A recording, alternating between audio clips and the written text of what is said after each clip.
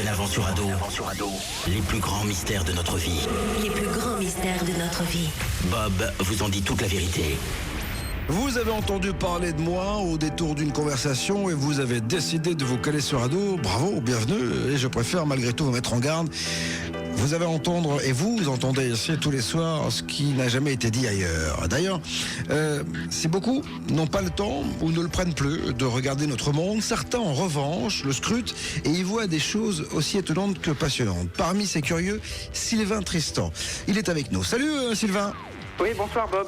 Vous êtes prof d'anglais, passionné par les anciennes civilisations, c'est ça? Et c'est exactement ça. Alors je me mets 20, puisque pour une fois c'est moi qui note un prof. Voilà, je me mets 20. Aussi le rouge. Voilà, voilà, 20 sur 20. Alors, on va parler, Sylvain, des lignes d'or. Alors, je disais, j'ai dégrossi le tableau en disant que autour de la Terre, donc il y avait des lignes sur lesquelles on avait disposé les principaux monuments. C'est ça, en gros, c'est ça, les lignes d'or? Bah oui, c'est ça, voilà. Vous voulez que j'explique? Ah bah oui, parce que moi je peux pas, donc. Alors, c'est tout simple. On imagine des méridiens et des parallèles sur tout le globe, sauf que au lieu de raisonner dans une géométrie à 360 degrés comme aujourd'hui, on raisonne dans une géométrie à 366 degrés. Ah. Donc on place 366 lignes, par exemple. Prenons par exemple les méridiens, et puis on constate que les capitales, pratiquement toutes les capitales des anciennes civilisations tombent sur ces lignes. C'est presque magique, mais c'est vrai. C'est magique parce que quand elles ont été construites, ces capitales, c'était il y a très longtemps. Donc aujourd'hui, on pourrait déjà calculer facilement les méridiens, mais à l'époque, c'était pas si simple.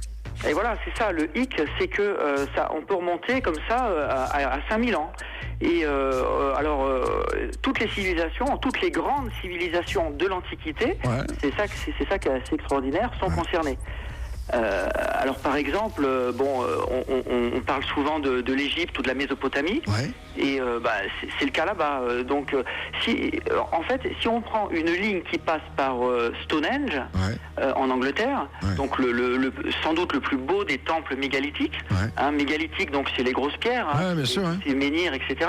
Bon, si on extrapole un système qui passerait par Stonehenge, on remarque que la capitale de l'ancienne Égypte, c'était Thèbes, la vallée des rois, c'est en plein sur ce que j'appelle donc les lignes d'or. En Mésopotamie, c'est pareil. Il y avait deux grandes villes en Assyrie, c'était Assour et Ninive, et puis il y avait bien sûr Babylone. Ces trois villes, sont sur les lignes d'or. Et ça marche. Ça marche dans la vallée de l'Indus, qui était la troisième grande civilisation de l'Antiquité, avec Harappa.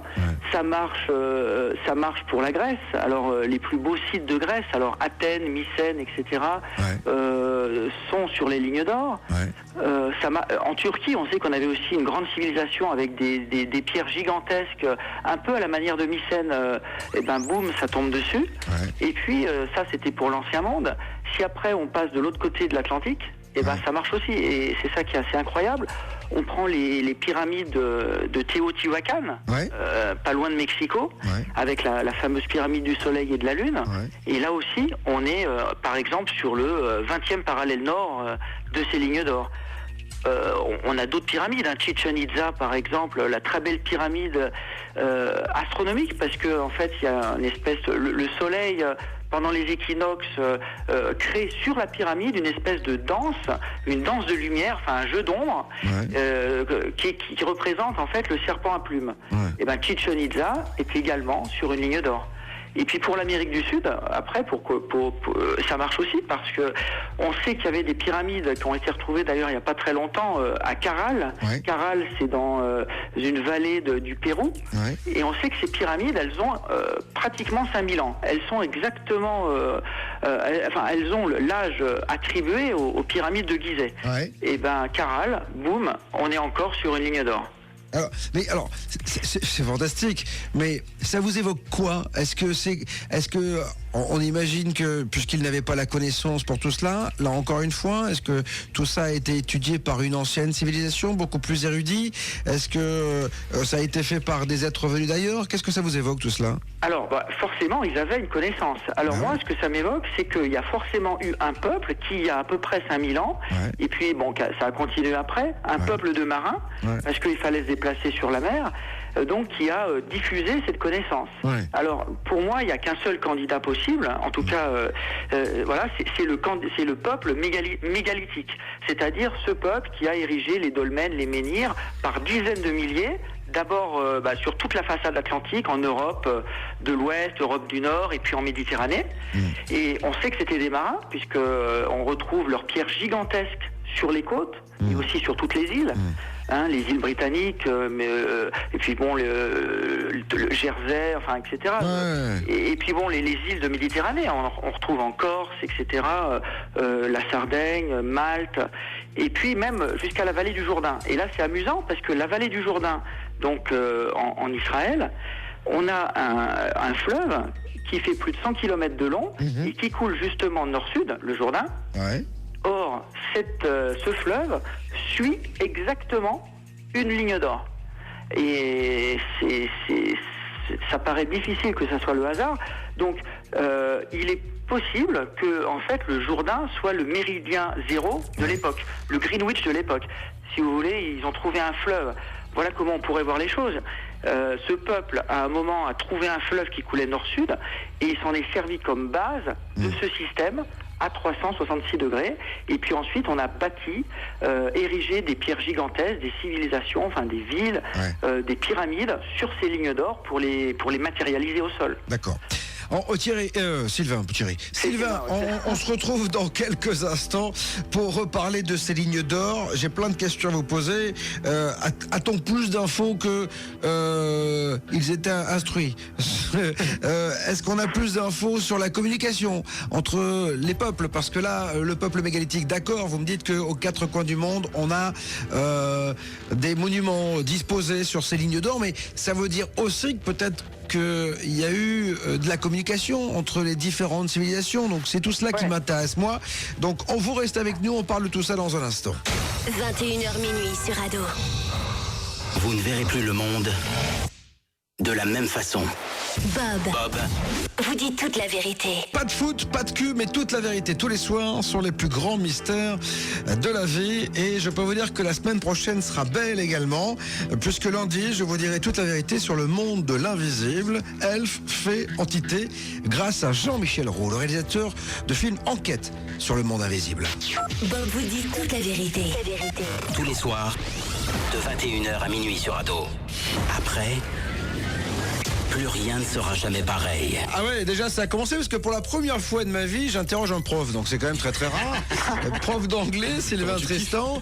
Do you speak English, Sylvain, quand même, hein? Faudrait pas me la faire à l'envers, hein. Donc, Sylvain, alors, on parle de ces lignes d'or. Voilà, on a parlé de ce peuple mégalithique, moins 5000 ans, donc une certaine intelligence, parce qu'il fallait avoir de la connaissance. Mais en même temps, c'est vrai que vous me dites, aux quatre coins du monde, on a ces monuments, ces villes qui sont placées et qui sont pas là par hasard.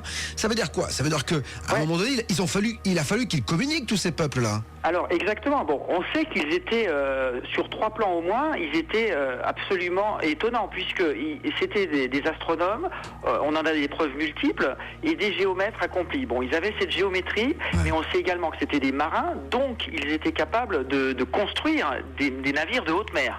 Et puis troisièmement, ils étaient capables d'ériger des pierres gigantesques. Donc ces 3 points à eux seuls montrent que c'était pas la civilisation que on veut, en fait, une civilisation dont on parle très peu dans les livres d'histoire. C'était une civilisation absolument remarquable. Elle est oubliée, puisqu'elle est très ancienne, et les traces qu'on retrouve sont faibles, mais on a toutes les indications que ce peuple a voyagé à travers le monde, et puis effectivement a communiqué, a échangé avec différents peuples. Et voilà, et donc il a quelque part favorisé, mais c'est favoriser l'émergence des capitales des premières grandes civilisations, puisque on peut situer ça à peu près vers moins 3000, moins 3100, à exactement cette époque.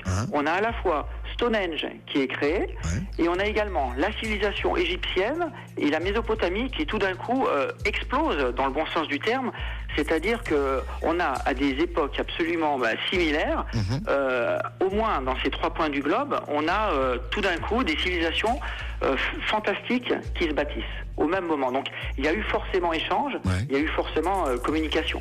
Et puis, attendons, parce qu'il y a eu forcément aussi technologie. Parce que pour bâtir des pyramides à l'époque, comme on le voit aux quatre coins du monde, alors avec des grosses pierres ou ça dépend des pays, des blocs un peu moins gros ailleurs, mais il a fallu quand même, et souvent à des hauteurs incroyables. Je pense aux Mayas. On parlait hier avec Thierry Jamin, on était à Cusco, des cités d'or.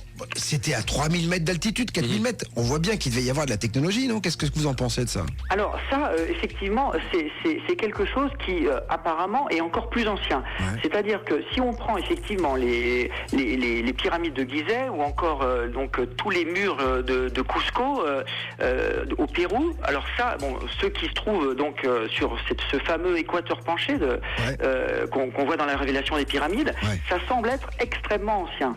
Et moi, ce dont je parle, ça remonte à 5000, peut-être 7000 ans. Au-delà, évidemment, on peut rien dire parce que le niveau des mers a remonté à cette époque. Et c'est pour ça que, en fait, j'ai deux hypothèses quant à l'origine de ce savoir. Alors la première, ce serait que ça vient donc d'Égypte, donc de cet équateur penché. Et c'est sans doute la clé de l'énigme. Mais la deuxième chose, c'est ce que moi j'appelle l'Atlantide, c'est-à-dire la mer du Nord. Parce qu'en mer du Nord, on a une île sous-marine qui s'appelle le Dogger Bank, qui est une île absolument gigantesque, elle fait au moins 200 km de long, et cette île, elle est très très peu profonde. On la retrouve vraiment...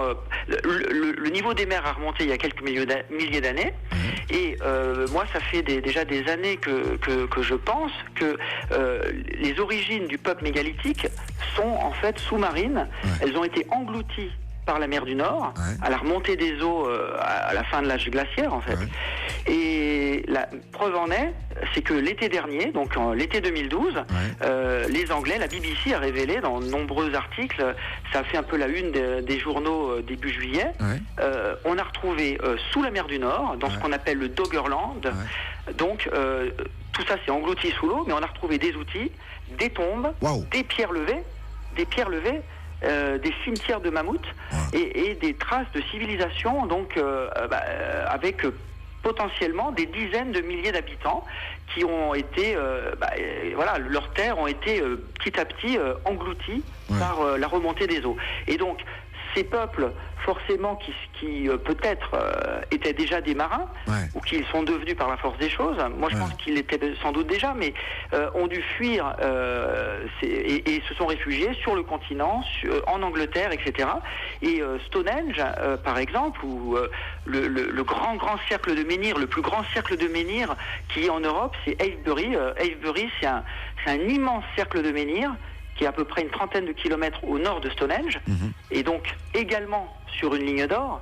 Et tout ça s'est développé justement après l'immersion du fameux Dogger Bank. Qui pourrait, pour finir, qui selon moi aurait donné le mythe de l'Atlantide. Alors, vous dites qu'on y a retrouvé des outils, parce que encore une fois, quand je parle de technologie, c'est de technologie avancée. Pour soulever des pierres telles qu'on les a vues, ça me ramène à la révélation des pyramides, bien sûr, de Patrice Pouillard et Jacques Grimaud. D'ailleurs, ils reviendront début avril, je vous le rappelle. Ils seront ici, vous pourrez leur poser toutes vos questions en live cette fois-ci, pas en chat, ce sera en live. Ils répondront à l'antenne à toutes les questions. Oui, on imagine là encore une fois, c'est toute la problématique de ce peuple-là, de se dire comment ils ont fait.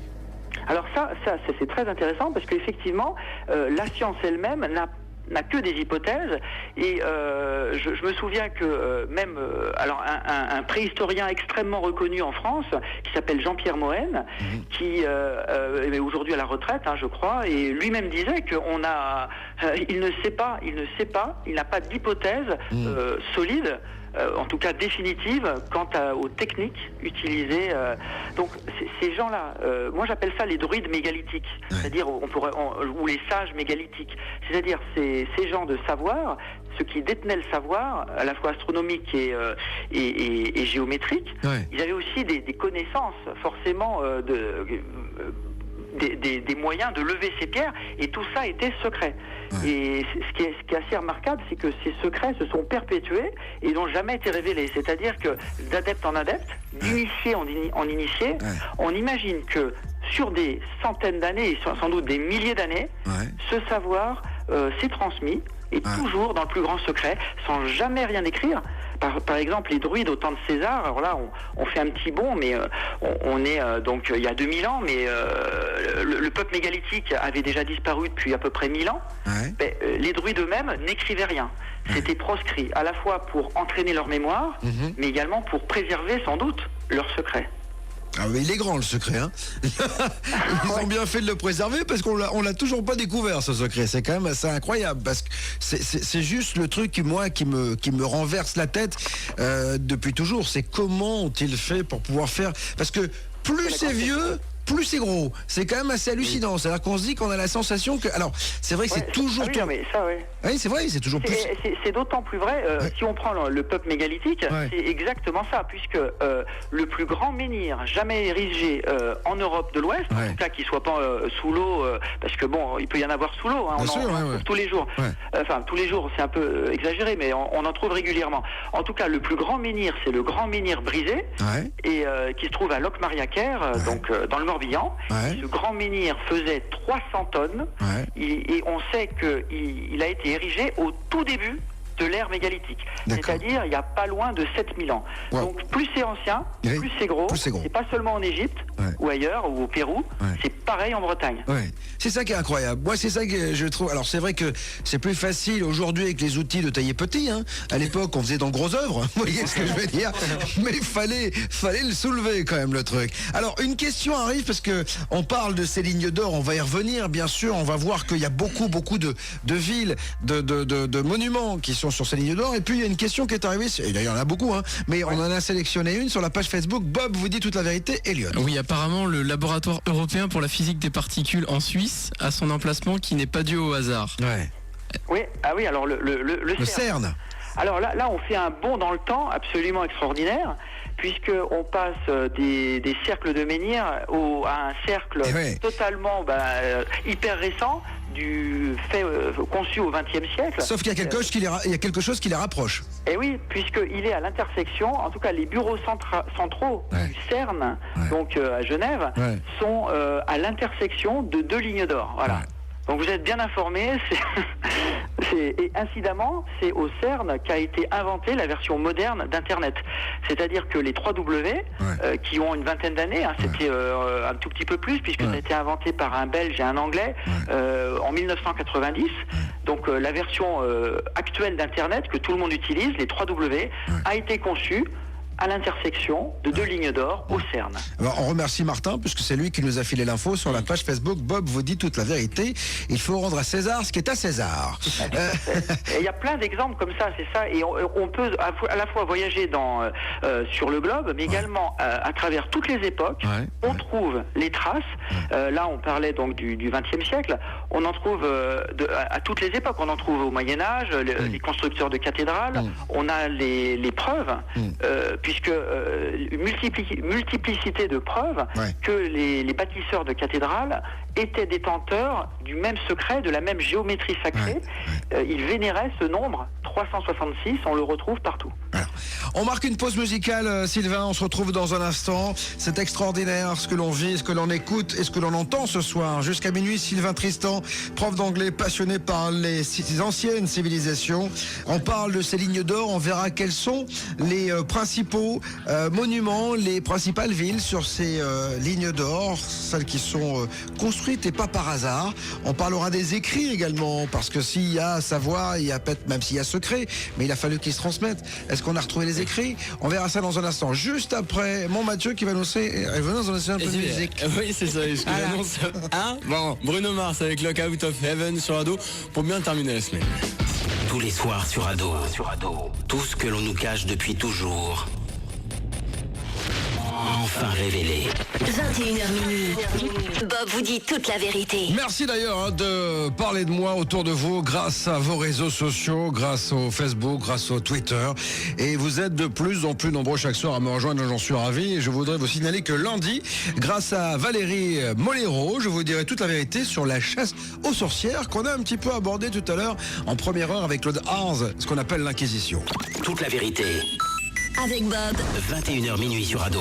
Sylvain est avec moi, Sylvain Tristan, pour parler de ces lignes d'or sur lesquelles on retrouve les principaux monuments du monde et des villes très très importantes, parmi lesquelles j'ai vu Washington également. Sylvain, on trouvait que Washington était, le Pentagone à Washington a été construit sur la géométrie mégalithique. Oui, alors ça, voilà, c'est un exemple récent, un exemple moderne. Ouais. C'est-à-dire que il faut savoir que le peuple mégalithique, on sait qu'ils utilisaient une unité de mesure, Ouais. voilà, qui s'appelait, qu'on a appelé le yard mégalithique, qui Ouais. a été retrouvé par le professeur Tom, qui était un Écossais, qui a mesuré les monuments mégalithiques par centaines. Et cette unité faisait à peu près 83 cm. Et il faut savoir que justement, cette unité de mesure, c'est pas n'importe laquelle, puisque c'est une subdivision absolument parfaite, Ouais. à l'exemple du mètre, Ouais, de ouais. la circonférence terrestre. Alors ça, c'était il y a 5000 ans, il y a 4000 ans, voilà, etc. Sauf que le problème, c'est que cette unité qui est normalement totalement inconnue, jusqu'à ce que ce professeur la redécouvre, Ouais. eh bien, elle est également mise en valeur un petit peu partout à Washington. Alors un exemple, c'est le Pentagone. C'est que le Pentagone, évidemment, il a 5 côtés. Ouais. Et si donc c'est un pentagone parfait, donc on peut l'inscrire dans un cercle. Ouais. Eh bien, chaque côté du pentagone, chaque arc de cercle fait exactement 366 yards mégalithiques. C'est-à-dire qu'on retrouve à la fois cette unité de mesure ancestrale, Ouais. qui est censée avoir été oubliée, perdue depuis des millénaires, Ouais. mais encore une fois, le nombre 366, qui est en fait un nombre sacré. C'est-à-dire qu'au départ, l'hypothèse la plus probable, c'est qu'ils aient eu un calendrier Ouais. à 366 jours, Ouais. la Terre faisant sur elle-même 366 tours en une année, qu'a donné cette géométrie. Mais ce qui est important, c'est que le Pentagone a été bâti en 1941 quand même. Donc c'est hyper récent. Ouais. Et voilà, il y a donc des gens qui... Aujourd'hui, manifestement, puisque si c'était un exemple isolé, on pourrait croire évidemment à un hasard, un simple Ouais. hasard. Ouais. Il ne faut jamais exclure le hasard. Sauf que là, le hasard, ça n'a plus de sens parce qu'on retrouve ces unités, ces nombres un peu partout. Donc il y a des gens qui savent et qui perpétuent dans le secret cette tradition Bah ouais. ancestrale. Moi, je trouve ça génial parce que, en fait, en même temps, si des gens savent, si les gens continuent à travailler sur cette tradition, moi, la question, c'est pourquoi? Quel est le but? Alors le but reste évidemment extrêmement mystérieux. Je pense que peut-être que Jacques Grimaud a peut-être la réponse, parce que lui, ça fait des dizaines d'années qu'il est sur le dossier. Moi, Ouais. ça fait juste une dizaine d'années. Mais la réponse, moi, je la connais pas. Simplement, ce que je constate, c'est que sur des millénaires, on a un savoir extraordinaire, Ouais. conservé d'adepte en adepte, qui n'est censé ne pas être connu. Ouais. Sauf que maintenant, avec les moyens qu'on a aujourd'hui, avec Google Earth, on peut voir la Terre vue du ciel, on peut mesurer. Il suffit en quelques clics, un petit coup de règle sur Internet, on peut regarder les mesures, les écarts. C'est très facile maintenant d'avoir plein d'infos. Donc, ce qui était à l'origine caché, ce qui était un petit peu peut-être comme une sorte, moi j'appelle ça un amusement, mais c'est peut-être idiot, mais ils se sont amusés au cours de l'histoire à mettre plein d'indices, plein de preuves de leur connaissance, toujours de façon légèrement cachée, sauf qu'aujourd'hui, maintenant, pour celui qui sait regarder, cette connaissance devient évidente. C'est-à-dire, elle est là, et il suffit il suffit de regarder, et puis on trouve des milliers d'exemples. Et c'est ça qui est absolument... Enfin, moi, au départ, je n'arrivais pas à y croire, quoi. Il m'a fallu des semaines pour assimiler les connaissances, parce qu'à chaque fois, dans les premiers temps, je faisais des découvertes comme ça, j'en faisais plusieurs par jour. Mon cerveau n'a même pas le temps d'assimiler. Il m'a fallu des semaines pour me dire, mais je suis pas en train de rêver, là. C'est toute l'histoire qui doit être réécrite. Il y a quelque chose qu'on nous a caché. Ouais. Et là, vraiment, ton émission tombe à pic parce qu'il y a vraiment quelque chose. Là, il y a une vérité là qui nous a été cachée depuis très très très longtemps. En même temps, c'est bien parce que pour une fois qu'un prof dit j'ai du mal à assimiler, ça me rappelle quand j'étais au bahut. Donc voilà. l'inverse, voilà. Pour une fois, c'était l'inverse, moi, quand j'étais à l'école, surtout en anglais. Bob, vous avez du mal à parler anglais. Heureusement, maintenant, je m'en sors mieux. Mais enfin bon. Il y a. Le but de cet alignement, d'accord, pourquoi, ça c'est la question, mais vous me dites qu'aujourd'hui ça se perpétue Donc il y a des gens, il y a des traces. Est-ce qu'il y a des écrits? Est-ce qu'il y a on a retrouvé des bouquins? Est-ce qu'il y a des tablettes sacrées? Est-ce qu'on peut? C'est Indiana Jones là encore une fois. C'est-à-dire qu'on pourrait éventuellement savoir que il y a un savoir justement qui se transmet de génération en génération et d'initié en initié. Alors c'est vraiment Indiana Jones. Je peux pas tout révéler ici, mais effectivement, il y a une chose qu'on pourrait dire, par exemple, c'est qu'il y a peut-être des choses écrites, peut-être qu'elles sont cachées. Alors moi, quand on regarde Washington, c'est vrai que le centre de Washington, c'est pas la Maison Blanche. Le centre de Washington est plus exactement le centre du district de Columbia, qui est à l'origine, c'était un carré placé en forme de losange. Bon, il a plus tout à fait la même forme qu'à l'origine, mais le centre exact, c'est un parc qui est juste au sud de la Maison Blanche et qui s'appelle le parc de l'Ellipse, parce qu'il est en forme d'ellipse. Et ce qui est très amusant, c'est que sur cette ellipse, bon, il y a chaque année l'arbre de Noël, il y a des parades, la plupart du temps, c'est simplement, il y a de l'herbe, les gens peuvent se promener, etc. Et ben cette ellipse fait, sur chaque côté de l'ellipse, on a également le savoir mégalithique, le nombre 366 qui ressort de façon très très évidente, et puis surtout, c'est qu'est-ce qu'il y a dessous. La question c'est, est-ce que s'il y a quelque chose qu'il préserve et qui ne serait pas que oral, peut-être que voilà le parc de l'Ellipse à Washington fait figure de bon candidat pour une cache, parce que qu'est-ce qu'il y aurait de mieux comme cache que un endroit public dans une capitale qui va le rester pendant très longtemps, donc un endroit absolument intouchable, inconstructible. On est juste au sud de la Maison Blanche. Si on regarde à l'est, on est en face du Capitole. Donc on est dans un endroit inconstructible pour les siècles à venir. Donc s'il y a quelque chose qu'on veut cacher, c'est l'endroit idéal. Or, les preuves du savoir mégalithique ou du savoir à 366 degrés, à Washington, elles sont partout.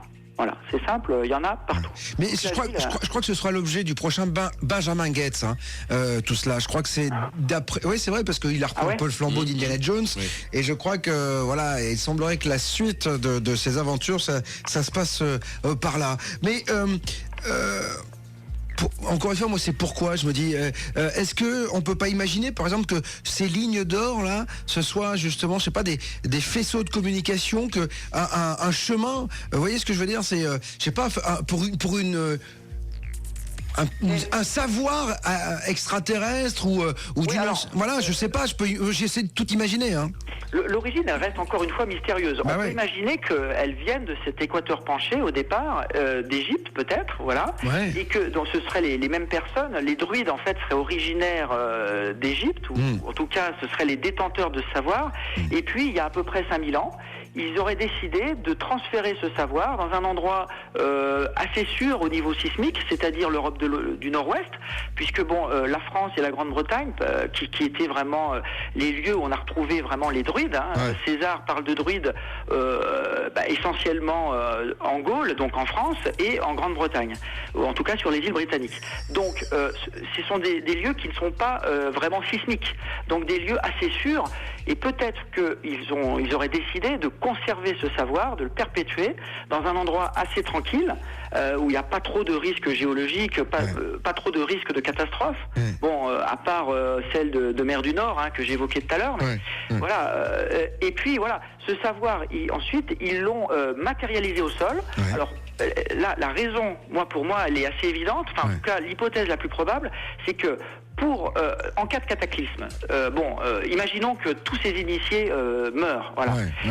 Il resterait quand même au sol les constructions gigantesques. Et imaginons une civilisation dans le futur, post-cataclysmique, qui ensuite redécouvre les plus belles civilisations, donc les plus belles pyramides, les plus belles, voilà. Et puis que cette civilisation future remarque, tiens, les intervalles entre ces monuments ne sont pas anodins, mais il y a une cohérence d'ensemble, et cette cohérence, c'est la géométrie à 366 degrés. Donc ce serait un moyen de perpétuer à travers les millénaires, avec des choses très très solides, très très grosses, avec de la grosse pierre, une connaissance.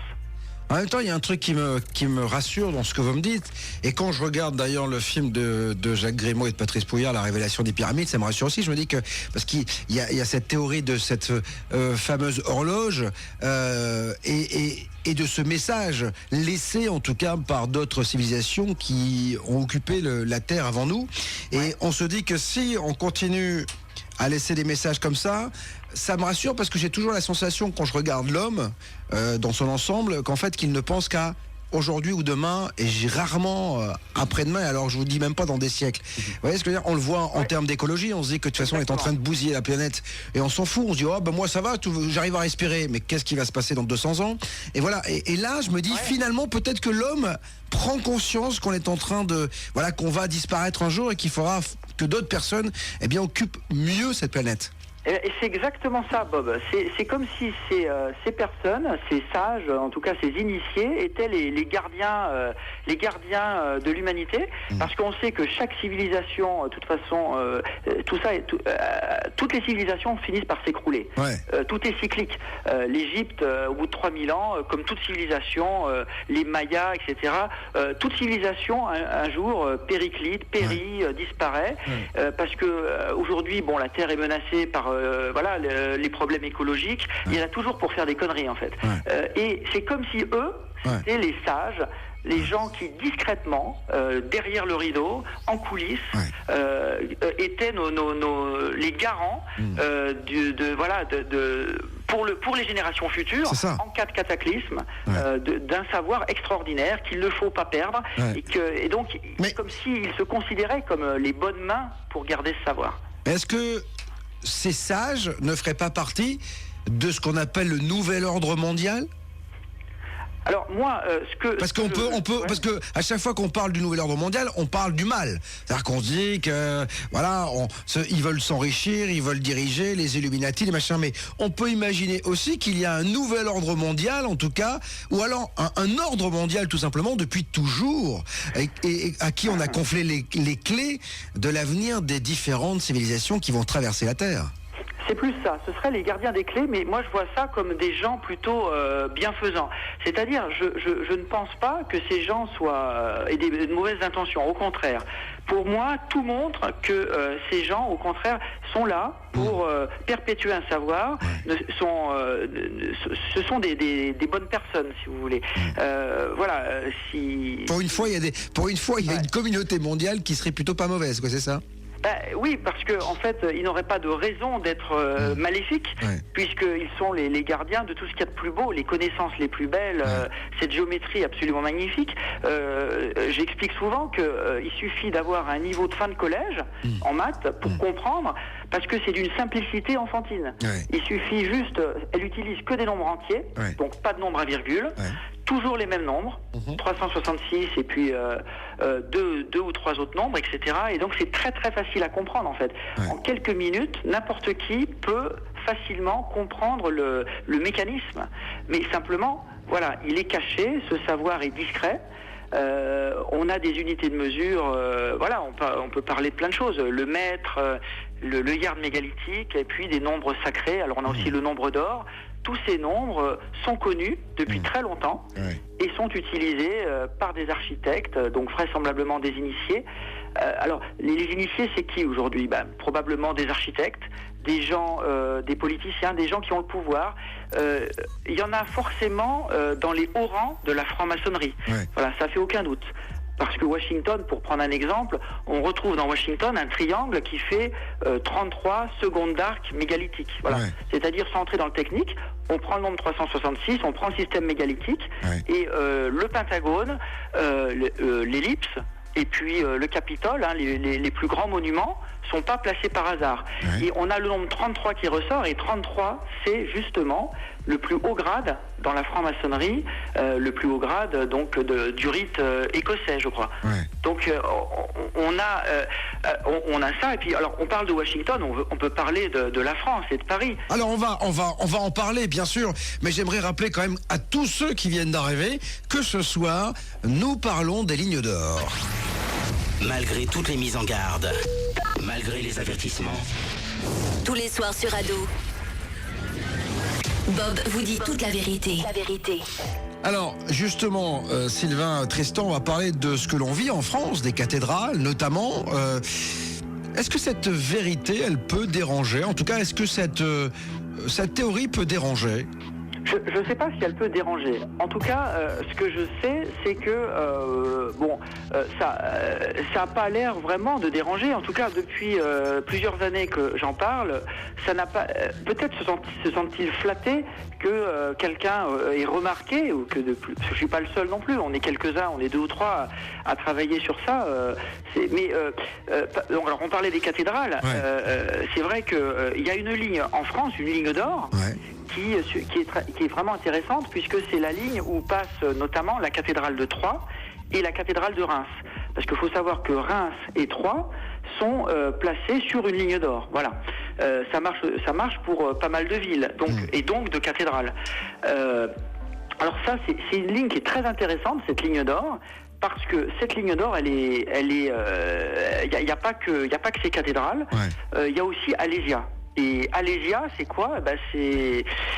On a tous entendu parler de la bataille d'Alésia. Oui. C'est là que les druides, enfin, en tout cas, pour les druides, en tout cas pour les Celtes, c'était la ville mère, selon les légendes telles que nous les ont racontées les Grecs.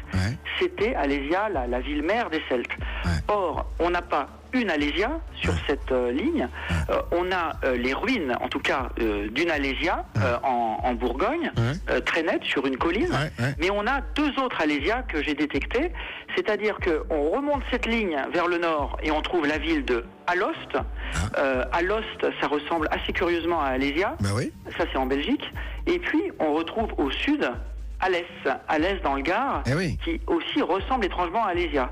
Alors on pourrait se dire, à juste titre, c'est juste une coïncidence. Sauf que l'Alésia centrale est à mi-chemin, pile, entre les 2 autres. Et que Reims, qui est donc la cathédrale de Reims, et puis la ville qui s'est construite, la ville de Reims, elle est à mi-chemin entre Alost et Alésia. Et Troyes, pour finir, la ville de Troyes, avec sa cathédrale, etc., c'est aussi la ville des Templiers, et c'est pas anodin. La ville de Troyes, elle est à la section dorée entre Alost et Alès, c'est-à-dire le nombre d'or. Donc, à chaque fois, on n'a pas une, mais plusieurs indices qui montrent qu'on n'est pas en train de rêver. C'est-à-dire qu'on a cette connaissance, on a une ligne d'or sur laquelle on retrouve toutes ces villes, anciennes ou un peu plus modernes, mais on a aussi des rapports de distance qui traduisent ces nombres. Et puis, il ne faut pas oublier quelque chose de très important, c'est que Reims, c'est une ville sacrée, puisque les rois de France ne se faisaient pas couronner à Paris, mais à Reims. C'est une ville royale, ça c'est sûr. Comme s'il y avait derrière la royauté de tout temps, en tout cas depuis des centaines d'années, pendant des centaines d'années, il y avait des gens qui savaient que la capitale c'était Paris, mais il fallait se faire couronner à Reims, parce que Reims c'était une ville sacrée. Et cette ville, elle a été sacrée parce que, à mon avis, elle était, et il le savait, sur une ligne d'or. Alors, on reviendra d'ailleurs très prochainement sur les cathédrales avec Howard Crowhurst, ici même, pour savoir un peu comment elles ont été bâties, pourquoi, etc. Donc, on va fouiller encore plus le dossier. Sylvain, Tristan, on va parler d'Astana. Pourquoi Astana? Parce qu'aujourd'hui, alors, on parle beaucoup des Illuminati ici, et il semblerait que ce soit la capitale, en fait, des Illuminati, aujourd'hui, Astana. Est-ce que ça vous dit quelque chose? Est-ce que Astana, là aussi, est-ce que cette ville est sur une ligne de ces 366 lignes? Non, alors Astana, oui. Alors, semble-t-il, ce n'est pas sur une de ces lignes, mais donc il y a une pyramide, c'est ça, une pyramide moderne qui est construite. A priori. Voilà. Alors, je l'ai pas vu, mais bon, c'est ce qui se dit. Alors, ce qui est intéressant, en revanche, c'est que il y a une pyramide à Astana. Et ce qui est intéressant, c'est qu'en France, beaucoup le savent moins, c'est qu'on a des pyramides. Il n'y a pas qu'en Égypte ou en Chine ou encore en Amérique qu'il y a des pyramides. J'en ai vu une la semaine dernière avec toute mon équipe au Père-Lachaise. Il y en avait une déjà. D'accord. Non, mais c'est vrai, il y a il y a quand même un mec qui se fait une pyramide en se disant je vais me faire enterrer un jour dans la pyramide. Et puis, il y a celle du Louvre aussi quand même. Voilà, il y a celle du Louvre. Alors, ce qui est intéressant, c'est qu'il y en a encore d'autres. Et alors, ce qui est très curieux, c'est que la pyramide de Gizeh, elle est sur le 30e parallèle nord. Ouais. Or, ça c'est en allant donc vers le nord. Mais si on part de la pyramide de Gizeh et qu'on va vers l'ouest, à 30 degrés pile, si vous prenez le point côtier qui se trouve en Normandie, on est juste à côté de Dieppe, donc à 30 degrés pile de Gizeh, et que vous tracez une ligne à 36 degrés, alors ce qui est intéressant, c'est que 36 degrés, l'inclinaison, c'est 36,6, donc on retrouve le degré mégalithique. Le 366, le nom 366. Ouais, c'est ça. Et vous tracez cette ligne qui part de ce point X et vous la faites traverser toute la France jusqu'à Nice. Et là, on trouve non pas une, non pas deux, mais 3 pyramides. Ah bon?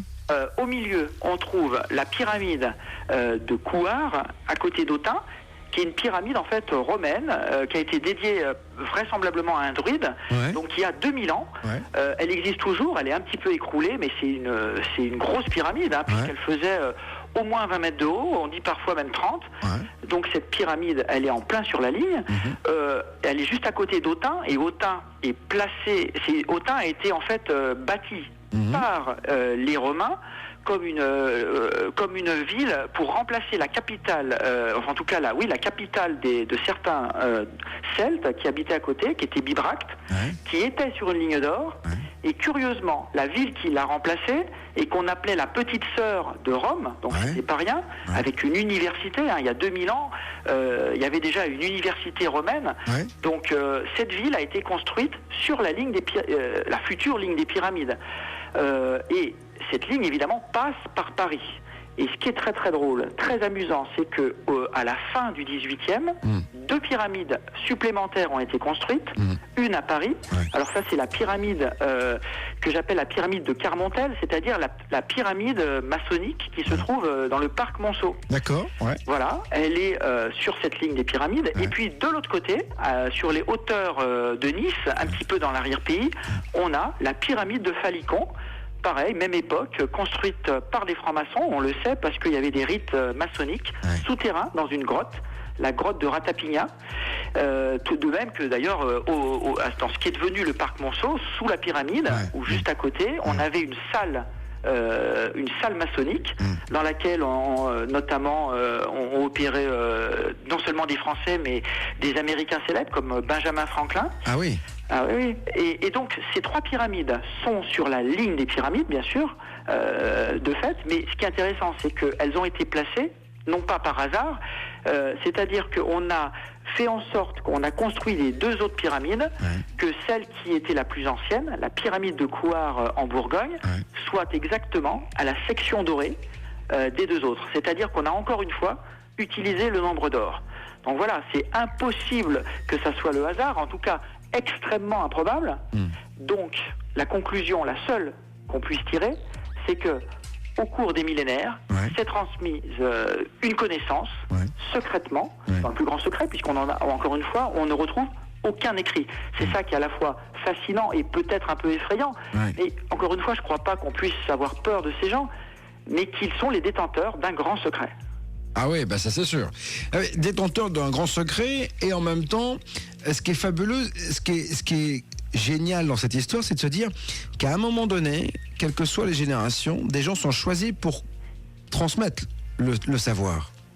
Et alors ça, savoir, ce qui est intéressant de savoir, c'est comment on est choisi et pourquoi.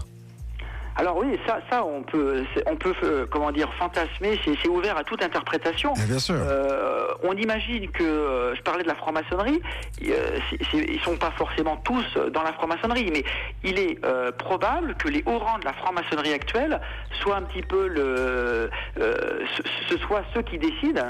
C'est un peu le haut de la pyramide au sens figuré, de ces gens qui sont les détenteurs de ce savoir, et puis sans doute observe-t-il au sein même de la franc-maçonnerie des gens, donc des initiés, et puis se disent tiens, celui-là il est particulièrement méritant, il est doué, voilà, on peut avoir confiance en lui pour garder un secret, et puis il sait faire des choses, c'est un excellent architecte, ou c'est un excellent je ne sais quoi, etc., ou il est influent, et puis peut-être va-t-il pouvoir comme ça marquer de sa griffe à travers un nouveau monument la connaissance qu'il perpétue. Alors, par exemple, on pourrait parler. Vous parliez de la pyramide du Louvre, et la pyramide du Louvre. Donc Mitterrand, on peut se demander s'il n'était pas un initié. Tout le monde le dit. Hein. Tous les gens qui sont intéressés par l'ésotérisme disent que de toute façon, c'était un grand initié. Si lui, il n'était pas, en tout cas, il y avait des gens très proches de lui qui l'étaient. Parce que, pour donner un exemple tout bête, c'est que la ville de Cergy, qui est une ville nouvelle, qui a été construite de toutes pièces, donc pas très loin de Paris, cette ville, justement, elle comporte un quartier qui a été créé, qui s'appelle l'Axe Majeur. Et si on le regarde sur Google Earth, on voit cet axe majeur très bien, il donne une direction. On suit cet axe, et on fait 366 km pile et on tombe sur la roche de Solutré. François Mitterrand, chaque année, fatalement, gravissait... Partait en pèlerinage. Pour la Pentecôte, voilà, le pèlerinage de la roche de Solutré par Mitterrand, chaque année. Si ça c'est un hasard, alors on peut dire, allez, dites-moi, juste pour me faire plaisir, pour le débat, c'est un hasard. C'est un hasard, moi je dis que c'est un hasard. Eh bien alors voilà, la preuve c'est que il y a une chose qui n'est pas sur l'axe, dans l'axe majeur, à Cergy, c'est une petite pyramide justement. Une pyramide qui sort de l'eau, c'est-à-dire une pyramide artificielle. Alors elle n'est pas dans l'axe, elle est faite en béton, elle sort du lac artificiel de Cergy et elle donne une autre direction. Or, si on suit cette direction, eh ben là on arrive, comme par hasard, à Alésia, l'Alésia dont je parlais tout à l'heure, donc l'Alésia des Gaulois, des druides, et la distance, cette fois, c'est pas 366 km, c'est la section dorée de 366 km. C'est énorme. Donc Cergy a été placé rigoureusement à cet endroit. Alors, ça, c'était les kilomètres. Et je peux, comment dire, on pourrait encore dire, allez, c'est un hasard. C'est un hasard. Non, c'est un hasard. Je dis que c'est un hasard. Et bien alors, la preuve ultime, c'est que si on prend Alésia et qu'on va jusqu'à Stonehenge, là, on n'a plus 366 km, mais pile, tenez-vous bien, 366 miles. Et alors, évidemment... vous savez que ce soir, il y a de gens qui vont pas dormir. C'est-à-dire qu'ils vont... La tête est retournée, là. C'est-à-dire que c'est 366 degrés, on va faire. Hein. Alors, et encore mieux, si on part de Stonehenge et qu'on revient à Cergy, et ben là, c'est la preuve de A plus B, si j'ose dire, puisque là, on n'a plus 366 miles, mais la section dorée, pile de 366 miles. Alors en gros, si on dessine ça sur la carte, ça fait une sorte de Y à l'envers. Et ce qui est très drôle, c'est que le mot Cergy, amusez-vous à l'écrire sur un papier, C-E-R-G-Y, c'est Y à l'envers. Le mot Cergy, c'est Y à l'envers. Et c'est exactement ce qu'on a sur la carte. Si on trace ces lignes, ça fait un Y à l'envers. Et encore plus fort, le sceau de Cergy. Alors n'importe qui peut aller sur Wikipédia et en quelques clics vérifier ça. Le sceau de Cergy, c'est une sorte de monument, une sorte de pont qui est une sorte de construction qui est justement à la forme d'un Y à l'envers. Oh, c'est énorme. C'est absolument énorme. Moi, je n'en revenais pas quand j'ai vu ça. Alors là, si ça, c'est un hasard, moi, je veux bien m'appeler Robert. Alors là, effectivement, force est de constater que toutes ces preuves là démontrent que finalement il y a bien quelque chose. On peut pas aller contre. Alors moi je veux bien. De toute façon il y aura toujours des gens qui seront là pour démonter toutes les théories. Mais là encore une fois c'est un peu comme Jacques Grimaud et Patrice Poyart avec la révélation des pyramides. C'est-à-dire que on met des faits devant les yeux de tout le monde et finalement j'imagine que là encore il y a des gens qui vont dire c'est n'importe quoi. Mais voilà, les gens, là moi j'en ai encore plein d'autres dans la manche, j'en ai encore des dizaines ou des centaines des éléments. Simplement, c'est que les gens qui n'y croient pas ne prennent pas le temps de regarder. Oui, moi je me suis... J'étais avec Jacques Grimaud au téléphone il y a 7 semaines, je crois, il me disait, ou avec Patrice Pouillard d'ailleurs aussi, et il me disait que ce qui est hallucinant, c'est que les gens infirment mais sans preuve. Oui. C'est-à-dire que vous affirmez des choses mais avec des faits, avec des preuves, et les gens qui cassent les théories, n'ont pas de preuves en fait pour les casser. Mais c'est ça, puisque les gens qui vérifient, moi donc j'ai montré mes travaux à des mathématiciens, à chaque fois ils me disent bah oui, t'as raison, ça marche, statistiquement c'est impossible, il y a une chance sur non pas 1 milliard mais des milliards, mais bien sûr. Milliards que ça soit le hasard. Autant dire que non, il n'y a pas de hasard, c'est simplement ceux qui n'y croient pas ne prennent même pas le temps de regarder parce qu'ils se disent un peu bêtement, ils se disent c'est pas possible, ce serait trop beau pour être vrai, c'est trop extraordinaire. Simplement, oui, c'est extraordinaire, il faut regarder. Et voilà, et tout est lié. Hein. On pourrait, voilà, il y a plein de choses.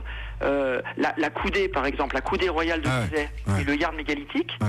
Moi, je dis que ce sont les deux faces d'une même pièce. Ouais. C'est-à-dire que vous tracez un cercle qui fait une circonférence de 1 yard mégalithique. Ouais. Eh bien, le diamètre de ce cercle, c'est la demi-coudée royale de Gizeh. Il faut faire un docu là-dessus, c'est pas possible. Il y a de quoi faire. Je comprends d'ailleurs que Jacques Grimaud ait encore 6 volets, je crois. 6 volets, oui. Voilà, c'est parce qu'il y a tellement à dire, il y a tellement de choses. Là, je vous ai donné un petit échantillon, c'est un petit teaser, mais c'est absolument énorme. Moi, j'ai mis des mois à vraiment assimiler tout ça, à accepter que je ne rêvais pas. Sylvain, on va être obligé malheureusement de se quitter parce que il est minuit 3. On va se revoir très prochainement parce que je pense qu'il faut continuer cette conversation. C'est énorme. Je rappelle que vous êtes prof d'anglais puis surtout passionné par les anciennes civilisations. Votre bouquin, c'est Les Lignes d'Or, on le trouve partout ? Alors, on le trouve sur Internet, Les Lignes d'Or, Atlantide, premier empire européen, et surtout mon roman. Alors, il est en anglais, mais pour tous ceux qui lisent l'anglais, c'est The Divine Number, c'est-à-dire le nombre divin. D'accord. Voilà, où je résume toutes mes recherches et puis augmenté de tout ce que j'ai découvert depuis Les Lignes d'Or. Donc, c'est vraiment le livre le plus complet sur le sujet. Bon, en tout cas, merci de nous avoir fait cet exposé. Maintenant, on se le fait en anglais pendant 1 heure. Non. Allez. J'ai également une page Facebook et Twitter, Sylvain Tristan. C'est très facile de me retrouver et je réponds aux questions éventuelles. Eh ben génial. On mettra le lien sur le site adofm.fr à la page Bob vous dit toute la vérité. À très bientôt, Sylvain. Passez un bon week-end. Prenez un aspirine parce que moi je vais en prendre un là. On va y retourner le cerveau. Bonne nuit quand même. Et puis à très bientôt. Salut, ciao. Tous les soirs, 21h minuit sur Ado. Bob vous dit toute la vérité.